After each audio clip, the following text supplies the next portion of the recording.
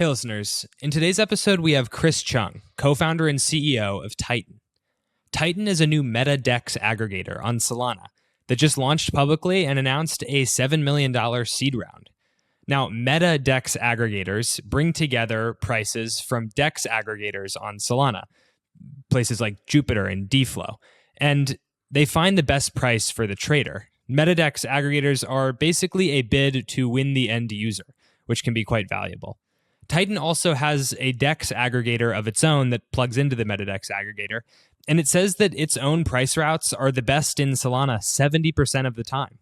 How does Titan pull this off? And will it become the new go-to app for Solana traders? Let's find out. This episode is brought to you by Katana, a DeFi-first chain built for deep liquidity and high yield. You'll be hearing more from them later in the show. Blockworks Digital Asset Summit, which is crypto's premier institutional event, is back in London October 13th to 15th. It'll have speakers from leading global funds, financial institutions, DeFi protocols, crypto companies, and policymakers. Think BlackRock, Circle, Coinbase, the UK Parliament, Jito and Marinade, all under one roof. Notable names include Joe Lubin from Consensus, Hadley Stern from Marinade, Rebecca Reddick from Jito Labs, a whole bunch of Blockworks folks, and more to come. There's a VIP dinner October 13th, open to speakers and VIP ticket holders only. That will sell out, so act fast. And it's all going down at Old Billingsgate, London. Use the code LIGHT100 for £100 off at checkout. We'll see you there. Nothing said on Lightspeed is a recommendation to buy or sell any investments or products. This podcast is for informational purposes only, and the views expressed by anyone on the show are solely their opinions, not financial advice or necessarily the views of Blockworks. Our hosts, guests, and the Blockworks team may hold positions in the company's funds or projects discussed.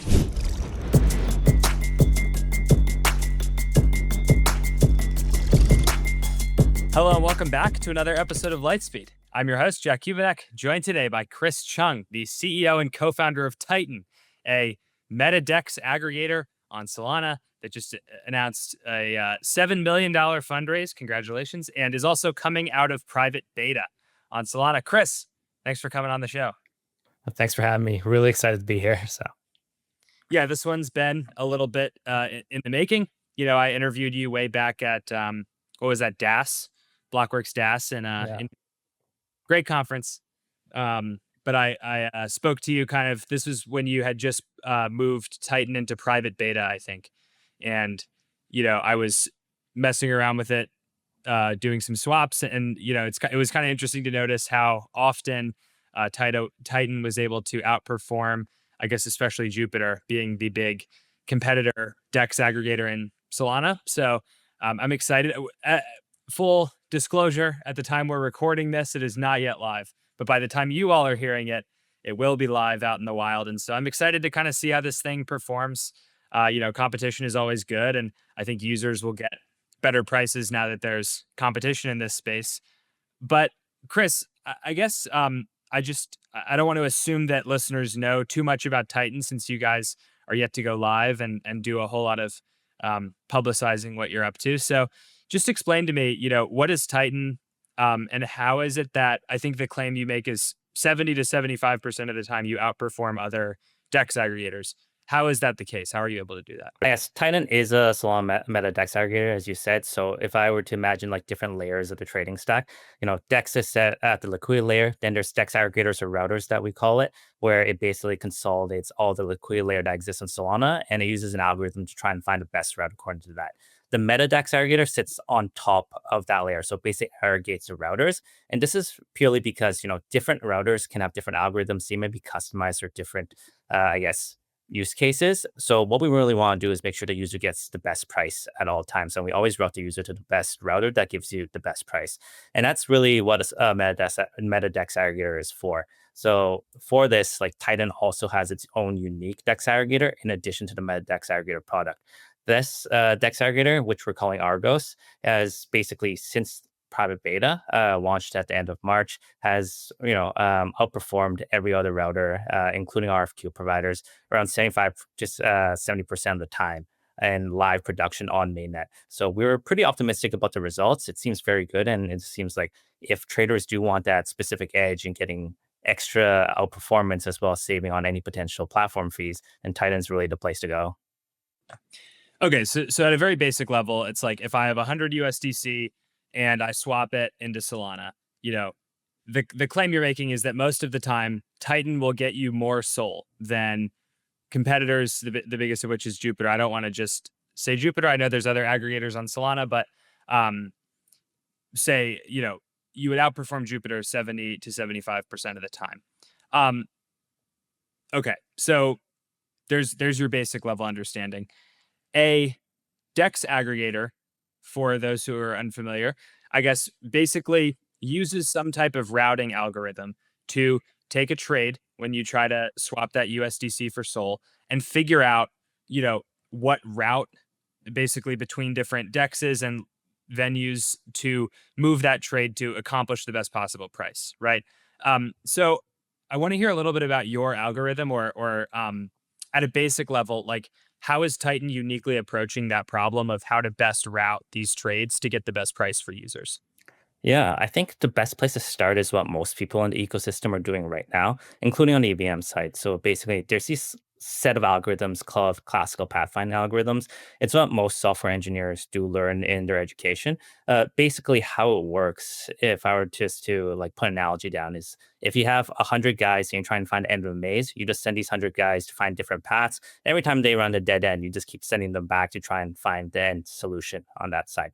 Now, with Solana being a low latency chain running every block around 400 milliseconds, there has to be a timeout feature on that side. Also, this type of algorithm doesn't scale particularly well. I guess this really have to chunk liquidity. So let's say you're trading $100, you might be actually having to chunk the liquidity into $1 chunks, and then if you need to really get to lower than 1% chunks, for example, you have to scale the hardware horizontally on that side. This does mean that there's a lot of restrictions. You can't put a lot of pools in there. You can't get into lower chunks. And that's really what the differentiating factor between everybody else's algorithm and Titan's algorithm is. What we basically do is pure mathematical optimization. So we can pinpoint literally almost the exact point where we think it's the optimal point and just get there with all this guessing in like very fast, very fast, low latency amount of time on that side, as well as being able to incorporate far more pools than I guess every other algorithm out there. So these two things really contribute to how we can really find that outperformance that traders would want to see. So, to your understanding, are you the only one doing this? Like when you mentioned the 10% chunks thing, is that your understanding of how, say, Jupiter or other DEX aggregators do their routing algorithm? Yeah, so I think other players are either at 10% chunks, 5% chunks, or 1% chunks. So it seems just weird, right? If you let's say moving $100,000, well, am I moving in like $1,000 chunks on that side? It should be at far lower level, but it seems like other players can't really get beyond that. This branch of mathematics is pretty specialized on that side, so I think we've done pretty advanced research on there with our team to really just develop this algorithmic style Can you specifically for Solana. Yeah. can you see this on chain, like the chunks? Yeah, so like I guess you can see these quotes being routed in like 10% chunks, 1% chunks from different types of aggregator providers on that side. So you could start seeing it's like how people routing you. Maybe it's like 99% through one DEX and then 1% through another one. Sometimes it's 95, 5%, sometimes 80, 20. So you could start seeing this pretty conclusively in there. And so that would mean that, DEX A won 9/10 of the chunks, and then DEX B won 1/10 of the chunk. And so 90% of the trade is routed through DEX A, 10% is routed through DEX B. Is that Exactly. right? Okay. Yep, exactly. Even if, 95 and 5 was actually the optimal split between those dexes. And you're saying with Titan, there's no chunks. It's just optimization. Yep. It gets to Yeah. this pure machine level precision on how we try and optimize the chunks and just try and get the best for the user. Why can't other teams do this? I think it's just like a lots of mathematical expertise. Also, the team has a really deep background, I guess, in traditional finance as well as on chain on that side. So we've taken quite an extensive look, and that's one of the reasons why we decided to form Titan. We were wondering why Jupiter, for example, was so dominant in the Solana ecosystem, and we took a look at the routing algorithm, the routing styles that were being done. We thought that there would be a chance to provide significant enough outperformance that users would be willing to try and use our product instead. Yeah, and this is one of the narratives that I've been following for some time is that Jupiter really has gone unchallenged in the aggregator space for a long time. I mean, I feel like on swaps, Phantom probably does a lot of volume. Uh, Obviously, just like some of the sexes, Hyperliquid, if that's a competitor. But on Solana swap aggregation, Jupiter for a long time has just felt like it's been pretty unchallenged. And I think you're starting to see that break because when there's so much volume and just so much business really up for grabs with how much trading happens on Solana, it always felt like competitors were going to come and try to, you know, outdo Jupiter. And I know Jupiter is also, a very impressive team and um, has a lot of people working on their swap aggregator product. But it always felt like, yeah, that lack of competition was not going to last forever. And that's one of the things that really interests me about Titan.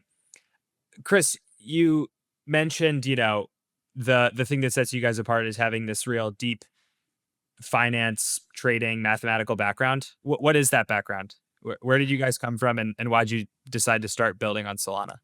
Yeah, so I guess a large portion of the team did come from, I guess, we worked at the same fund for basically the past decade on that side. So I guess my role on there was doing very low latency analytics. So you can imagine like grabbing huge amounts of Bloomberg, S&P data, and really just aggregating and doing like tens of thousands of valuation models for a single company over the past 30 years of data in under a second. And they're just horizontally scaling that out. So that was really like, the bread and butter of what I used to do. And this applying this type of mass analytics detailed, like combing through a huge amounts of data is like, our team's expertise. And it does really help to figure it out, especially on a low latency chain like Solana. I think the main reason why you haven't seen a lot of the EVM, I guess, DEX aggregators come over to Solana is because the latency is so low that you got to be experts at really cranking out every single millisecond, because that just really does count. So that's why I guess from the aggregators that you do see right now, like OKX, DFlow, they've devote a significant amount of resources because it's not just a simple port over from an EVM aggregator code over to Solana. You just really got to optimize on everything.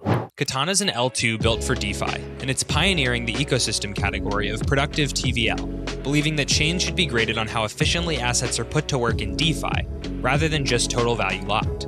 In just a couple months, Katana has surpassed $500 million in TVL, with over 90% of that TVL being productive in ecosystem on apps like Sushi and Morpho, which also receive boosted yields from Katana's unique Vault Bridge design. From now until the end of November, users that bridge to Katana can earn boosted yield from CAT incentive campaigns, added Vault Bridge yield, and other chain revenue.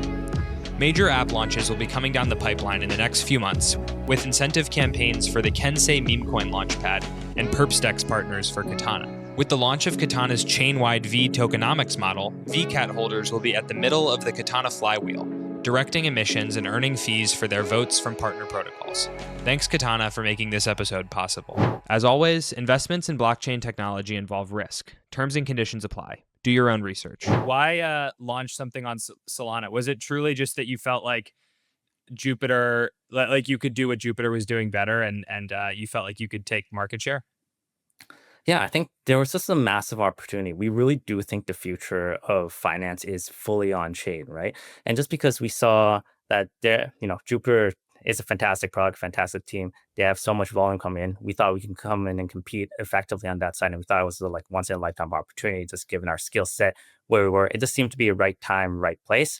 But what we really want to be is probably try and be like, the interactive brokers of on-chain internet capital markets is, in our point of view, interactive brokers is a very advanced, low-cost broker in TradFi. We want to really offer the same type of product to users on-chain and just really be that platform for pro traders to really get that edge and precision that they would want. Mm-hmm. So this is oriented towards pro traders, you just said. I would think that, if you're, how do you put this? I think the people who are going to be the most price sensitive are probably the ones who are transacting in the most size. Because if you're getting, 10 basis point improvement in price over what Jupiter can offer, you might not notice that if you're, swapping $15 of a meme coin. But if you're moving hundreds of thousands of stablecoin to Sol swaps or something, like that's a significant amount of money you'd be leaving on the table. So do you foresee more of the like whales and sophisticated traders basically being the early adopters for Titan?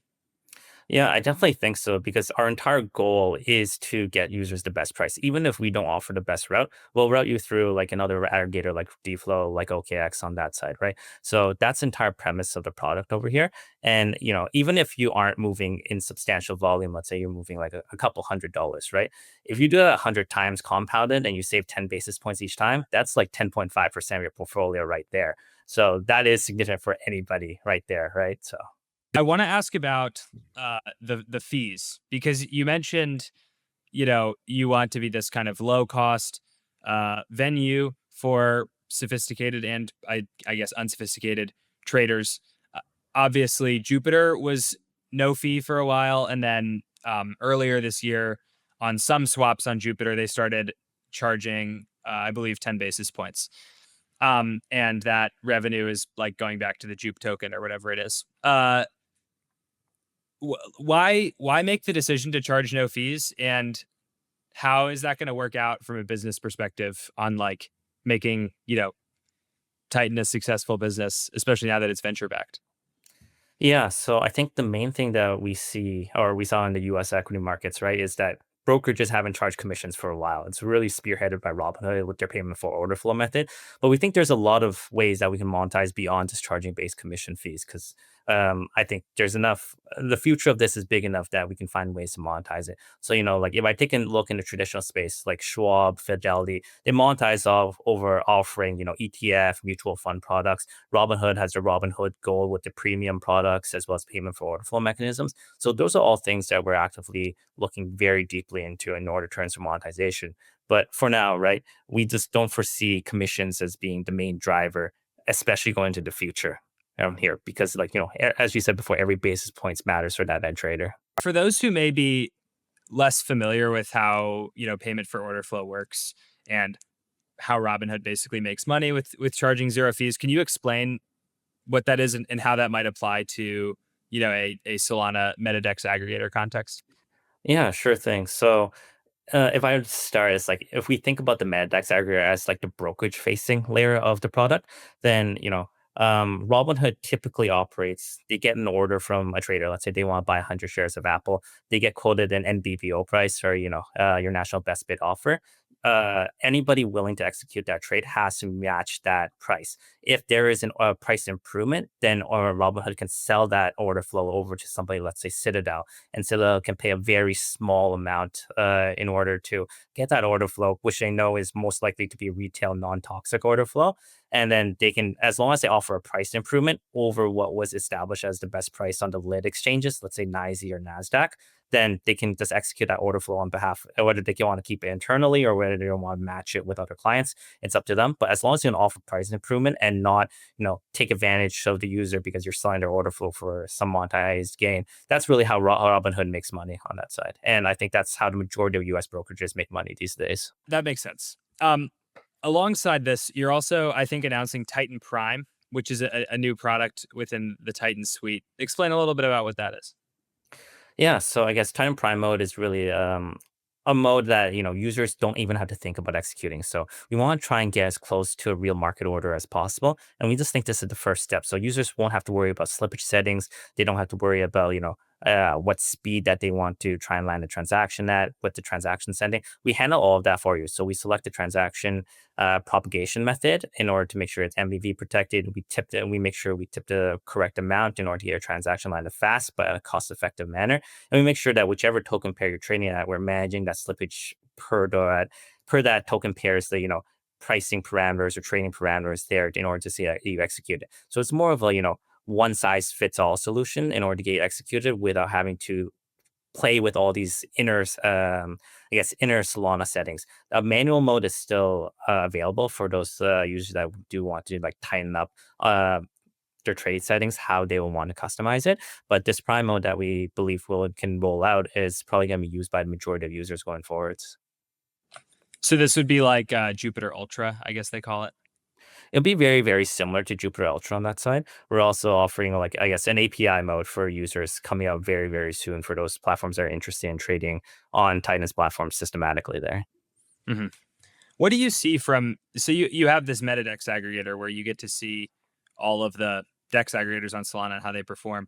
What walk me through sort of the market there. Like which DEX aggregators work well, just from what your meta aggregator shows, and which ones are leaving some trades on the table. So I guess from what we can see, based on our live executions, as we said before, Titan's Argos does seem to be outperforming people pretty massively. I know DFlow implemented an upgrade to their algorithm, I guess a couple months ago, and it's been performing extremely well. Like I think we saw performance double or triple from the previous iteration. So that's been really, really fantastic. And Jupiter and OKX have been pretty much on par with each other from what we can see right now. The other thing is that there are some slippage, I guess, that people should be taking into account of. Can't really get into that detailed specifics, but Titan does offer probably single digit slippage methods. The other guys are probably a little bit higher, but still really acceptable because we run every single router through our own simulation technology. So it's not like we're just blindly trusting the quote. We're basically taking every single quote, simulating all of them on the same block and comparing them apples to apples. Because if like a guy submitted a quote 5 blocks after the initial quote from other providers, this is not fair to compare. And we just want to make sure that users get a very good idea on what the actual amount out that they're actually getting. So this helps you minimize slippage extensively. We also do update the quotes like every second for users, so you get a better view. So that's why I think a lot of users do like that streaming capability of seeing where that quote actually is on a live basis. How big of a problem is slippage? Because I think on in the Solana world, when it comes to like trading, we talk about MEV and especially sandwich attacks a lot, but slippage is maybe one that is not as talked about. Is how much are traders typically losing on slippage in your experience?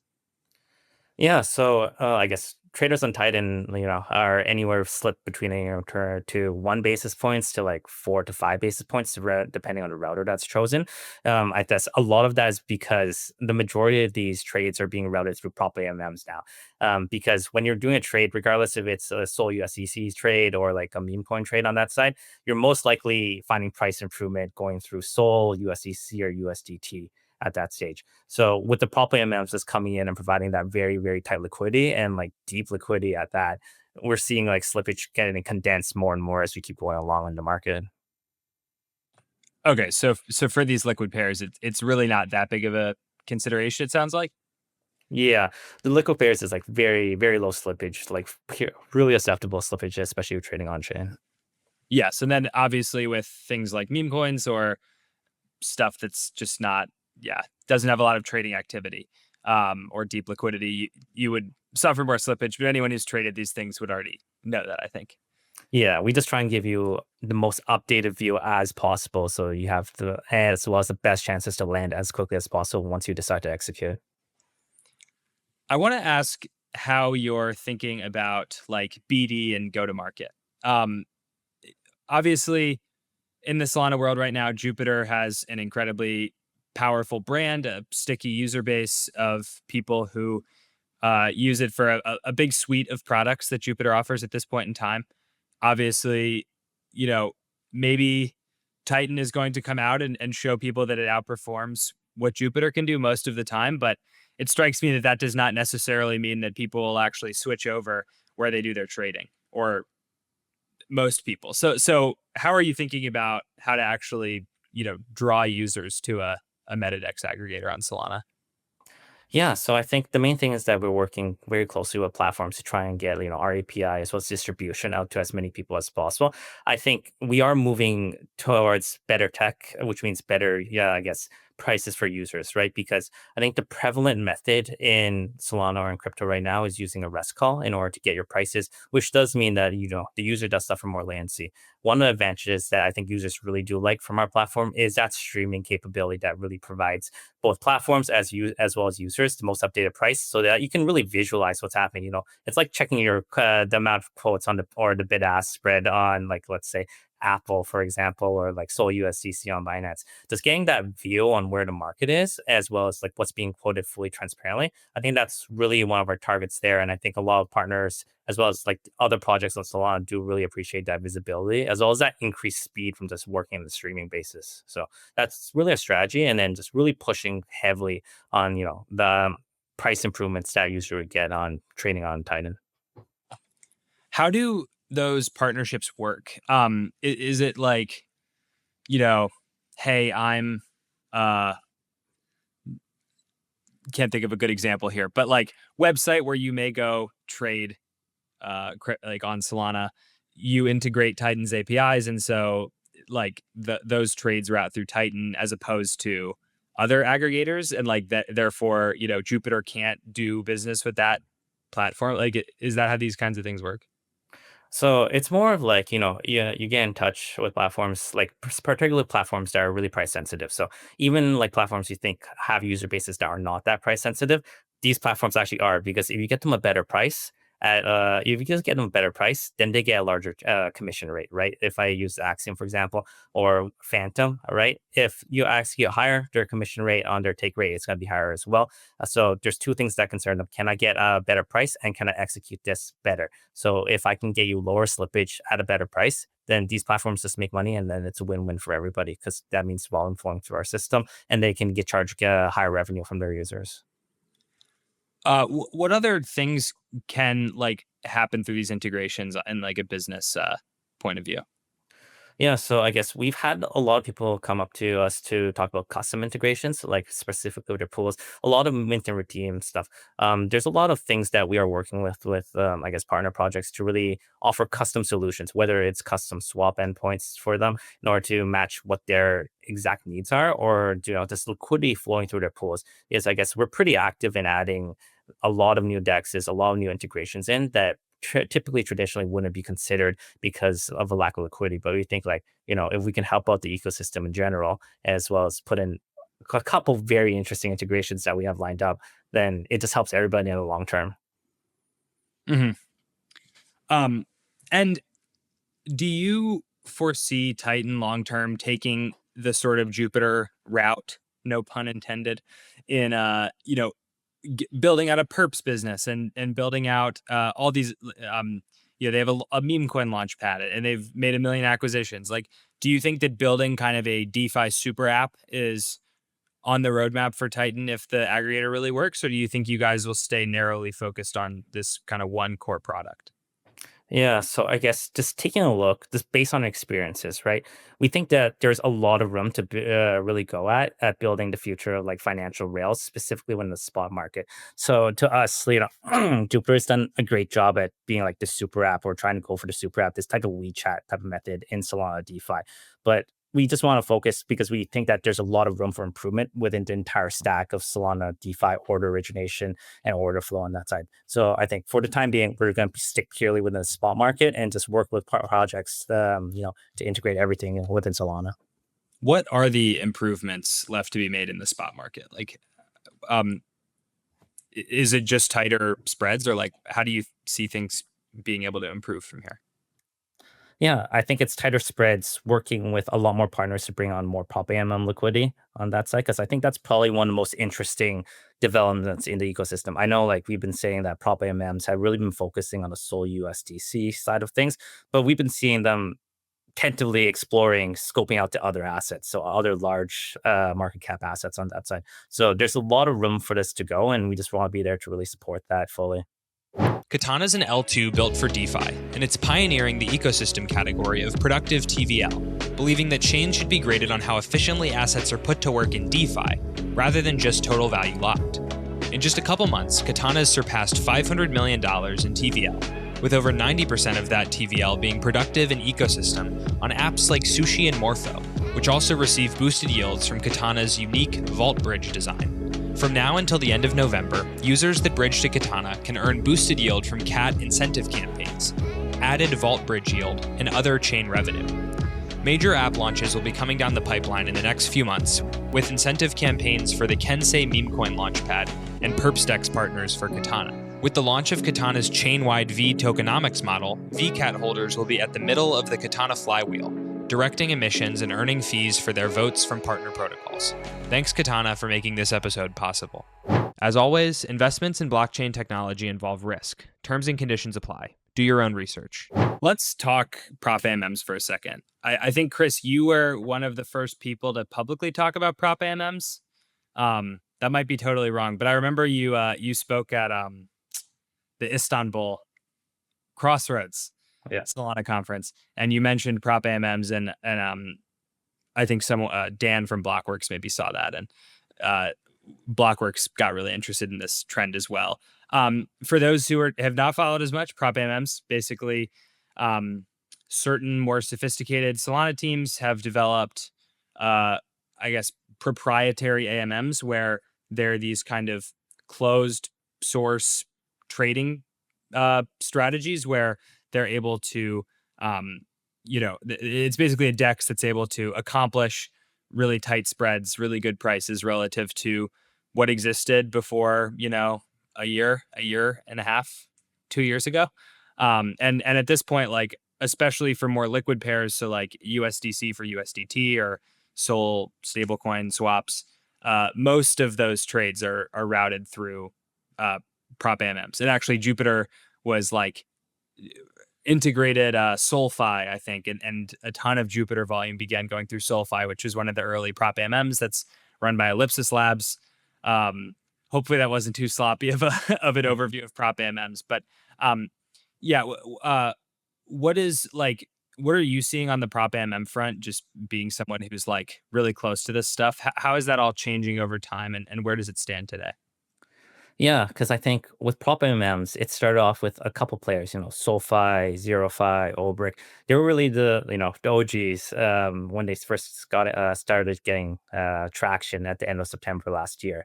So, more and more people have been coming into the market. Like we've seen like GoonFi, Humidify, these players coming in. So I think what you'll be seeing in the future is more and more prop AMMs led by, more trading shops, more like Solana OG teams really start deploying these prop AMMs because everybody sees the volume that's involved. If you can really make a very good like business and trading strategy out of these prop AMMs, then there's a lot of volume at stake, and a lot of this volume is non-toxic order flow on that side.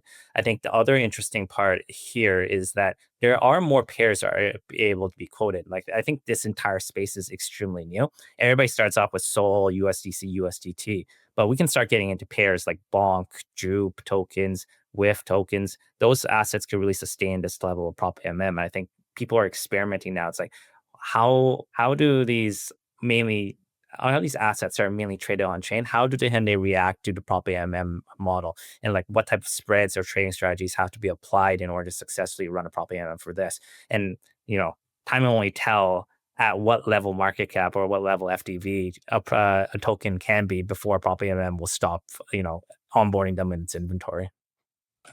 Yeah, that's an interesting point because sort of the way that we've always talked about it is that the basically Sol stablecoin or stablecoin swaps, you have prop AMMs. For most other things, it's just the regular dexes that exist because it's not worth it from the prop AMM's perspective to try to quote prices for X new random pump fun coin, and they're not going to be able to profitably kind of set prices for that. So like it's interesting to hear that you're seeing further down the liquidity kind of pecking order. You're still seeing prop AMMs try to route orders for those. Yeah, so I think it's just natural evolution because there are tokens that could definitely be quote unquote MMs, but just getting that comfort zone because I think everybody is just really experimenting with Sol USDC, just making sure that they have all the tech lined up correctly before moving on to the next stage. I think recently you could see this on Jupiter as well as on Titan's dashboard. SolFi launched a V2 of their prop AMM, so people are consistently upgrading, consistently seeing where the next strategies will go towards. And we can either get more specialized, get better trading strategy on that side, or you can spread out horizontally and quote more pairs. I guess this is very, very similar to how market making works in traditional finance as well. It's like you have a bunch of market makers that will make a market on Apple, Tesla, all these stocks that exist. So I think we'll see very similar things happen with the prop AMM side of things. Does Titan have a prop AMM? Titan does not have a prop AMM, so we're just fully focused on the aggregation. I think prop AMM is a very, very specialized business that you have to be like fully in the weeds with. So you don't think that you'd be able to, like, because I'm wondering, like, why not just make your own prop AMM and then you don't have to give up order flow to these other teams? Yeah, so I guess with that, our primary focus is just making the meta DEX aggregator business work very, very efficiently. I think developing a prop AMM, you really need to devote a lot of resources towards that, and there's no guarantee right, that it'll succeed. The costs of running it, I think you do have to pay that cost in terms of both time as well as capital there, as well as be able to put up enough capital to make sure that you can properly run these strategies. I'm curious then, do you foresee a world where, so like say Jupiter decides, we want to be the exclusive venue where SolFi is available. Like all SolFi liquidity has to route through Jupiter. And so they exclusively plug into our aggregator, but not to the other ones. And then we provide them some kind of like retainer fee to be like only, or they just go ahead and acquire SolFi. Well, I mean, I don't know how that would look exactly, but regardless of what the finer points of the deal are, like, do you think there's a world where Solana aggregators just start working exclusively with certain prop AMMs? Because to my understanding, like the prop AMM doesn't have to integrate with your aggregator if they don't want to, right? Yep, no, totally correct.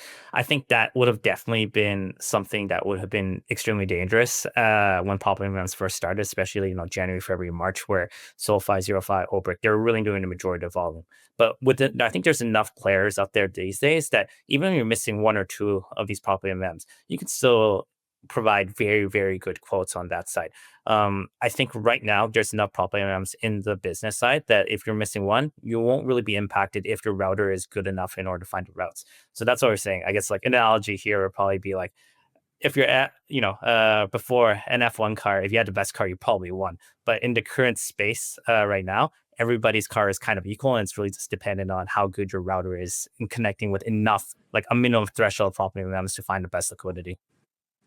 Mm-hmm. So you don't necessarily need every prop AMM either. Like you could just have some critical mass. Exactly. I think getting to that critical mass is the most important thing if anybody wants to build an aggregator on that side. Because after that, sure, sometimes you miss some liquidity, but you can probably find extremely good routes, extremely competitive routes, even if you're missing one or two of them. I think as more and more of these prop AMMs come on board, I think this problem of maybe exclusive liquidity, if a prop AMM doesn't want to work with you, becomes less and less important because you can be missing one or two market makers, but there's still a lot of market makers out there that will be willing to supply that liquidity. From what you're seeing, what is the best prop AMM right now? To be honest, I really like Humidify right now on that side. And Aquifer is doing pretty interesting things as well that I think will probably be coming up. But all these guys are very, very good. Sometimes they're all releasing new versions. They're all updating their stuff, right? So it changes week by week on who is getting the most volume from what we can see. Mm-hmm. Interesting. Because Humidify is a newer one. Yeah, Humidify is one of the newer ones. So definitely like them. ZeroFi is also doing very, very interesting volume on that side. And I think SolFi has always been up there in the conversations. I think some of these prop AMMs specialize at different token pairs. Some of them are better than others at them, which is part of the game there. Mm-hmm. One thing we haven't really touched on yet, Chris, that I wanted to ask about a little bit is just what are the unique considerations to building this kind of thing on Solana? Like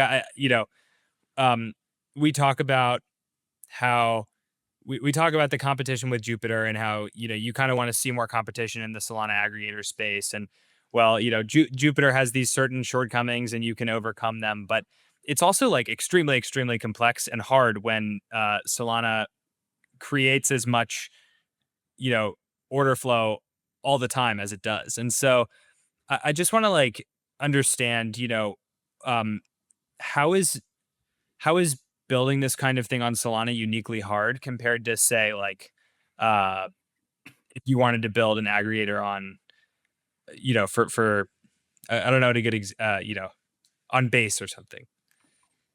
Yeah. So I think the main thing here is just the lower latency on Solana on that side. So the lower latency as well as the amount of pools that are available on Solana. So, Pump creates an enormous amount of pools every single day with new token launches. Being able to parse through all that liquidity is an extremely complex process, made even harder by having to keep it way below 400 milliseconds for each block in order to provide fresh routes for the user. I think these two considerations are probably the hardest. And then, attracting developer talent that knows how to program in Rust and very low latency code as opposed to EVM. That's another consideration here. So that's why I think a lot of teams on Solana for the DEX aggregator business have been very Solana native as opposed to teams porting over from, like, let's say Ethereum or Base or something like that. Mm-hmm. When with some of these newer things coming to Solana, being Alpenglow upgrade coming soon, and I guess the broader rollout of Frankendancer and potentially full Fire Dancer, does the DEX aggregator job get harder? Is it different? What's your take on those things coming out? Yeah, I actually think it makes our job like better on that side. So with Alpenglow, that just means that we know which transactions are confirmed faster on that side. So that means that we have more confidence in what prices we're quoting to the end user on that side, and that just means lower slippage for the end user. If I can shorten the confirmation time and get more updates faster from the chain itself, then slippage reduces. We're more confident in quoting, and we can provide even more sufficient splits there. I think the main thing for aggregators, if we want to talk about price improvements as a whole on the chain, is just to really relax that account write lock limit that currently exists, because you can only lock 64 accounts. If that increased to like 128 or something like that, a lot more pools can be shoved in, because right now I think we can really operate with a maximum of 4, maybe 5 sometimes pools being included in these routes before we start hitting either transaction size limits or account lock limits there. Okay, that's interesting. On the fact that finality is faster now.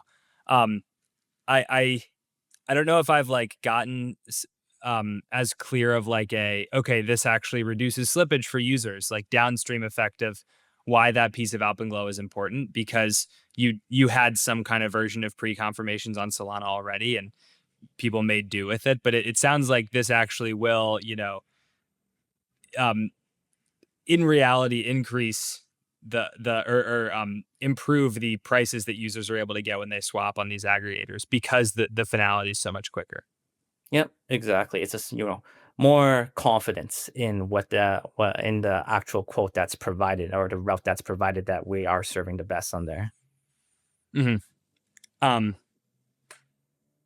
does it just become more of a technical challenge though? Like if there's more order flow, faster, like just more transactions happening on Solana, period.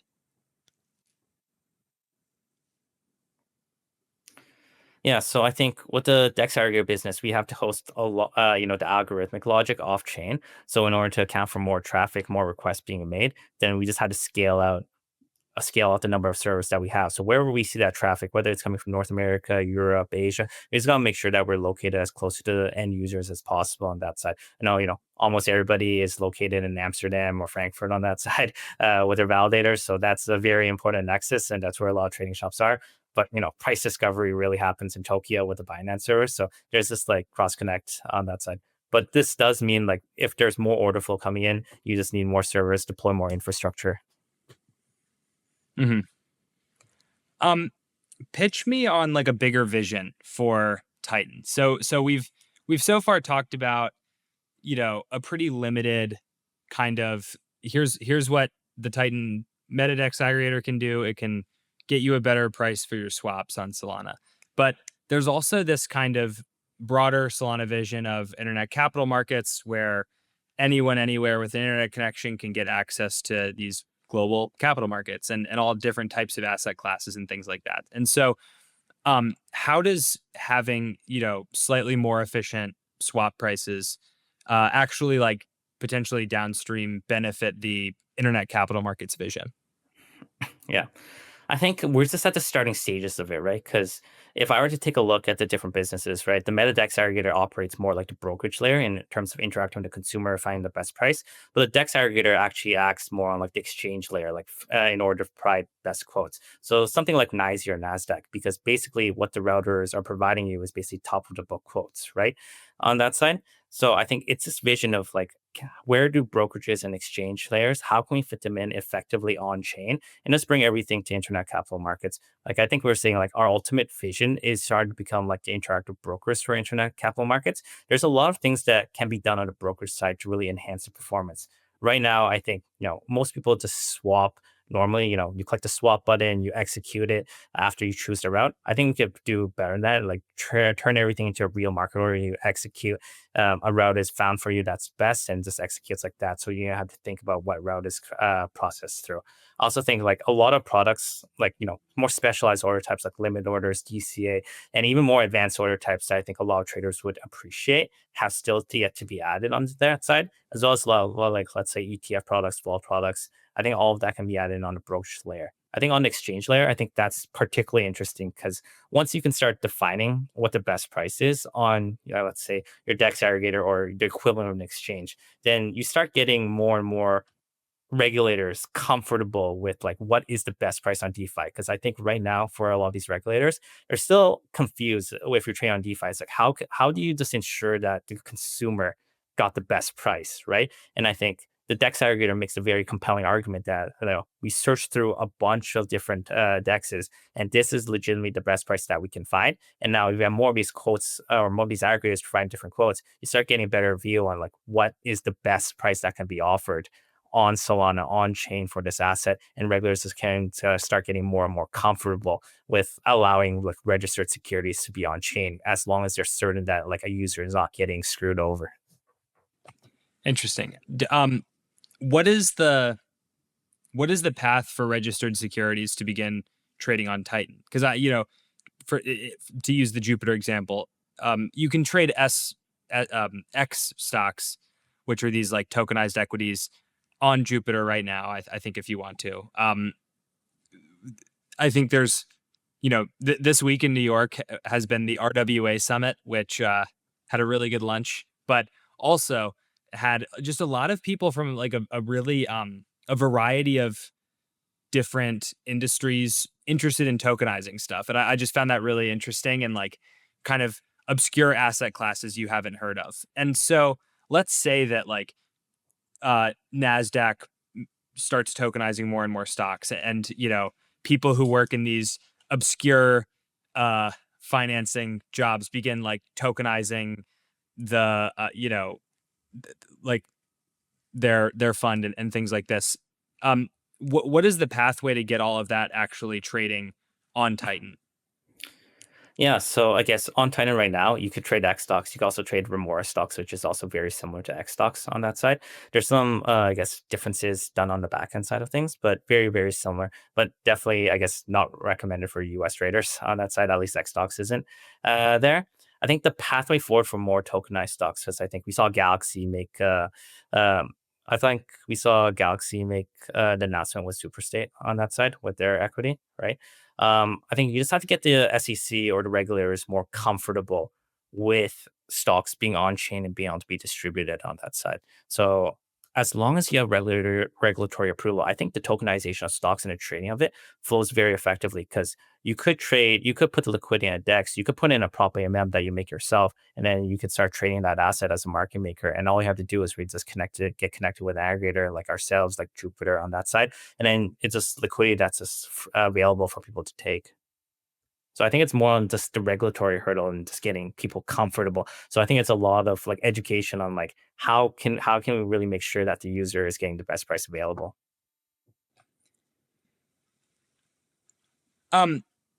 Why not take this product to like other chains? Like have you thought about trying to dominate the trading volumes on like Base or something like this? So, like in our opinion, we do think the future of on-chain trading is on Solana. It has the most, I guess, mind share, most volume on there, and all the prop AMMs are deployed. And like once it gets to this level, I think it gets very, very sticky, because traders are comfortable with Solana. Pure traders are comfortable with like switching between different, I guess, different products on there. So, I can go to Camino for lending, I go to Titan for trading, I can do a bunch of stuff on the L1 on that side. So I think the amount of protocols, the amount of good developers, and amount of traders and volume flowing through Solana just makes it a no-brainer to try and go after first, right? I think that's really where we want to stay at and really just be fully aligned with Solana's vision going forward. So other chains don't have prop AMMs. Other chains do, but I think the amount of liquidity on Solana specifically, especially with Solana native tokens, as these pop AMMs go down to the line, just moving away from Sol, moving away from USDC, USDT. I think Solana offers a lot more opportunities with a lot more high market cap tokens that are native to Solana. So that's why I think like a lot of opportunities do exist here right now. I think it's the most attractive. So like, I guess to bring this full circle a little bit, you're kind of making the bet that once we see a lot of these, um, a lot of this interest in tokenizing equities and bringing more and more kinds of capital assets on chain, like Solana is the primary beneficiary of that, just because it has the best sort of infrastructure to facilitate that kind of trading. Yeah, I think, Solana's infrastructure has been proven, before Solana used to have outages. I don't think there's been outage for quite a while at this time. And I think it's been like fully battle tested by the meme coin craze that went on really, right? So I think with the advent of more institutional capital, with the advent of like market making moving from passive to active, I think Solana is just the perfect place because it's the most mature place and the best place to convince the regulator that this is a realistic place for trading to occur. And I think a lot of firms are realizing that as well because nobody wants to wait like X amount of days um, for a transaction to go through or to unstake, right? Solana is very, very fast in all of these aspects. Okay, so Titan fully live, out of mainnet or out of private beta at the point that people hear this. What are traders going to notice when they like? You've said on the record that the majority of time you'll outperform all the other aggregators on Solana. How will traders like see that that's the case, or what? How can they kind of hold you accountable to this claim? Yeah, so like we publicly show you all the quotes that are streaming through, so you'll be able to see is like what quotes is Titan providing, what quotes is Jupiter providing, what quotes is OKX DFlow providing, and then we always match you to the best quote available on that side. So that's really the full transparency on that side, and then we make sure that everything is simulated properly. So whatever that quote or that route path is provided to you, it's the actual amount out that you would get. Of course, the time between actual execution and transaction landing is a slippage amount, but we do believe that if you can see the quote and then you can actually execute on it and just be able to compare, you can hold us fully accountable for however you want to see these. I guess however you want to see like which router is actually winning, because we don't mind if let's say another router wins. We're just going to route you to the best price available, and it's all on one screen. And we're getting Titan V1 right now. I guess by the time people hear this, it's already out. If you were to like build a Titan V2 and just wave a wand and all the work was done, what would be included in that version of Titan that's not in the currently live one?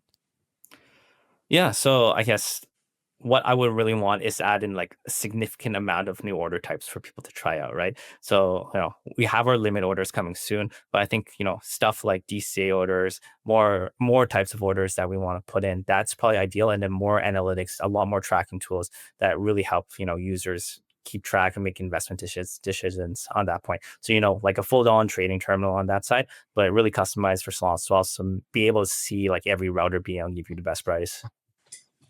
Mm-hmm. Interesting. Well, Chris, that is all the questions I have for you today. It's been really fun getting to hear about Titan. I guess if you're hearing this, the platform is already live, so you can go mess around with Titan, see if these swaps are in fact better. Um, Chris, it's been a lot of fun getting to talk with you, and I wish you the best of luck as you kind of build this thing out and try to become the new big DEX aggregator on Solana. Yeah, thanks for having me. It was super fun being here. So, Thank you, everyone. If you made it this far, if you enjoyed this episode, we'd love if you gave it a like or a 5-star wherever you get your podcasts. If you enjoyed this episode, please share it with a friend, and we will see you all again very soon.